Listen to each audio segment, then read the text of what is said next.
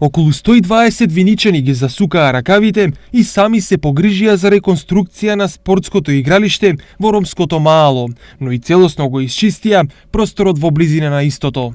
Сите ние се грижиме за состојбата на нашето здравје. Треба да знаеме и да бидеме свесни дека таквите места, како што се случаат со игралиштето, треба да го негуваме и одржаваме.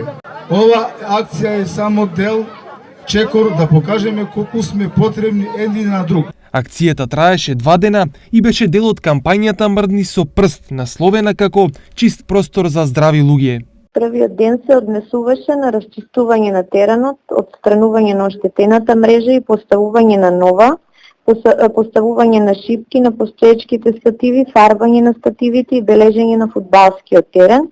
Вториот ден беше организиран фудбалски турнир помеѓу 5 мали репрезентации, а по завршување на турнирот присутните граѓани го чистеа на собраниот отпад околу и во игралиштето. Акцијата Чист простор за здрави луѓе докажа дека преку дружба и забава може да се постигнат повисоки цели, кои се за општо добро на сите граѓани.